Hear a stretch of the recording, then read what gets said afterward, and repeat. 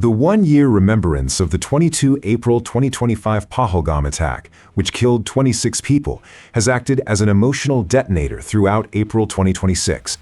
India's Additional Director General of Public Information used the occasion to declare that India does not forget, directly invoking the memory of the subsequent Operation Sindoor that destroyed 9 terrorist camps on 7 May 2025.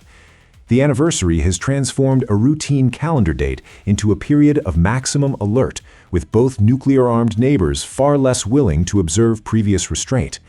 Far from fading, the trauma of 2025 is now driving active preparation for a new and possibly much larger clash.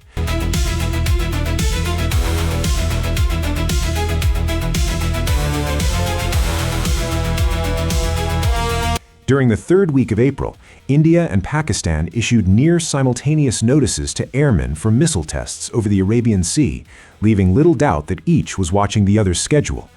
India capitalized on the moment with a genuine breakthrough, the first Salvo launch of the naval anti-ship missile short-range from a helicopter off the coast of Odisha on 29 April. 2 missiles were fired in rapid succession from the same platform and struck their target precisely at the waterline. The NASM-SR's all-indigenous fiber-optic gyro-based inertial navigation, two-way data link, and jet vane control system make it a highly maneuverable sea skimmer designed for lock-on after launch, substantially raising the threat against Pakistani surface vessels.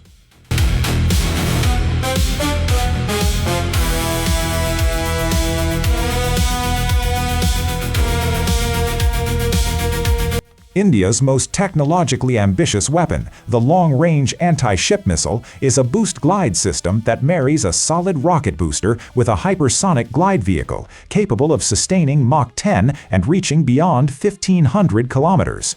The missile was publicly displayed during the January 2026 Republic Day parade, and limited production reportedly began as early as October 2025. DRDO Chief Samir Kamat has described flight trials as imminent, indicating that the program has left the drawing board and is now in final pre-test review. While no official NOTAM has been confirmed for a specific early May window, the weapon's advanced readiness means a test could occur with very short notice, adding a destabilizing new arrow to India's quiver.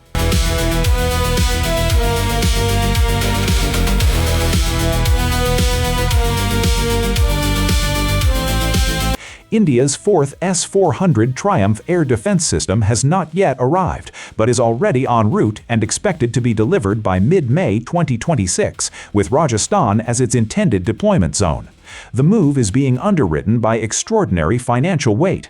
SIPRI data for 2025 shows Indian military expenditure rose 8.9% to $92.1 billion, making it the world's 5th largest spender. In March 2026, the Defense Acquisition Council cleared a massive 2.38 lakh crore rupee modernization package that includes a second regiment of 5 additional S-400 units, new transport aircraft, and a remotely piloted strike aircraft.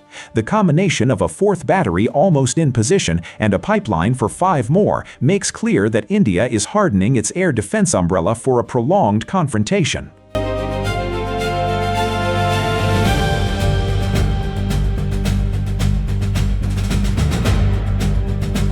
On 28 April, the Pakistani Army Rocket Force conducted a training launch of the Fateh-II short-range ballistic missile, indicating that the system has already been inducted into regular troop exercises. The 400-kilometer missile, carrying a 365-kilogram warhead with a circular error probable of 50 meters or less, is a precise tactical tool that can hold forward Indian cantonments at risk. 1 week earlier, on 21 April, the Navy tested the Taimoor air-launched cruise missile with a range of 600 kilometers. The stealthy Taimoor can be released from P-3C Orion maritime patrol aircraft or Mirage-3 Rose fighters, giving Pakistan a credible standoff anti-ship capability that complicates Indian naval planning in the northern Arabian Sea.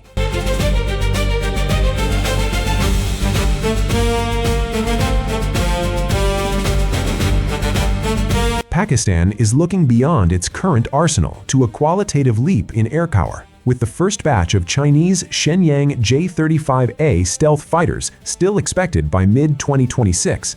These fifth-generation aircraft would significantly erode the surveillance advantage provided by India's S-400 radars. In parallel, reports indicate that Pakistan intends to greatly expand its unmanned capabilities, with discussions circulating about a dedicated UAV corps designed to mass-produce drone effects on the battlefield. Although no formal announcement has been made, the doctrinal shift reflects the lessons of recent wars, where cheap, networked drones saturated sophisticated defenses.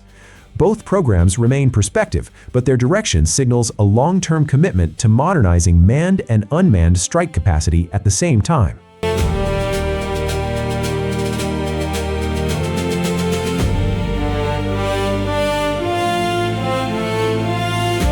After a relative lull earlier in the year, violence flared again in April along the line of control. India mounted one of its largest search operations in recent times in the forests of Kupwara district, deploying roughly 1,000 paramilitary personnel. Local reports also described the evacuation of civilians from villages near the border, a precautionary measure that suggests both sides are factoring in the risk of a firefight spiraling into something larger. The Kupwara operation and the civilian displacement are concrete indicators that the tactical environment on the frontier is now geared more for combat than for routine patrol.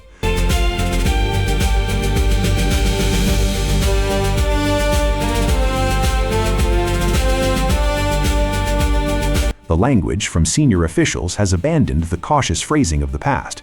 Pakistan's defense minister, Khwaja Asif, signaled that the geographic limits that contained previous conflicts may no longer apply, hinting that even major economic hubs could be targeted. India's defense minister, Rajnath Singh, matched that escalation in his own public addresses, stating that India is ready for a long war and will no longer distinguish between terrorists and their sponsors, explicitly labeling Pakistan a hub of terrorism. These statements collectively obliterate the unwritten rules of engagement that once kept hostilities on the periphery, placing urban centers and industrial assets into the legitimate targeting calculus of both general staffs.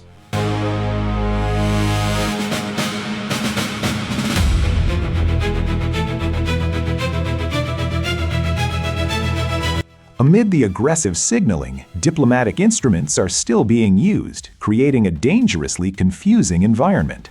The Directors General of Military Operations of both countries have held talks over the established hotline, yet Pakistan simultaneously accused India of plotting a false flag operation while formally urging Delhi to end its anti-Pakistan policies.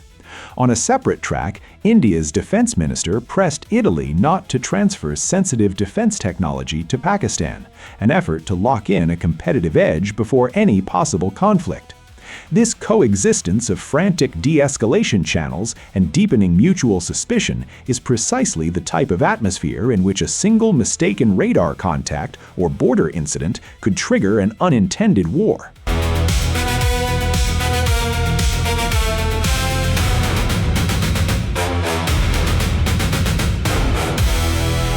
At the strategic level, India has moved its most fearsome capabilities to the final stage of political approval.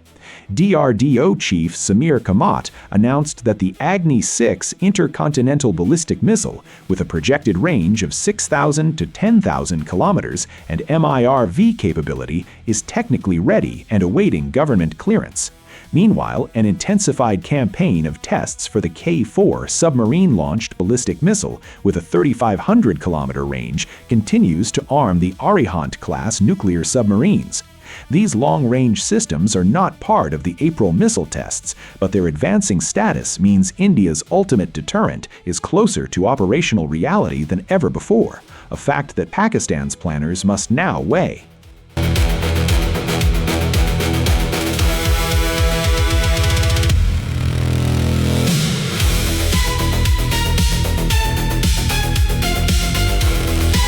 The forensic examination of April 2026 leaves little room for comfort. Combat-ready short-range missiles have been tested by both sides. A fourth S-400 battery is days away from deployment, and the political leadership has publicly expanded the menu of permissible targets. Large-scale troop movements in Kupwara and civilian evacuations along the border show that field commanders are preparing for serious exchanges, not symbolic skirmishes. The Pahalgam anniversary provides a persistent emotional trigger, while the hypersonic LR-AShM and Agni-VI sit on the cusp of operational reality.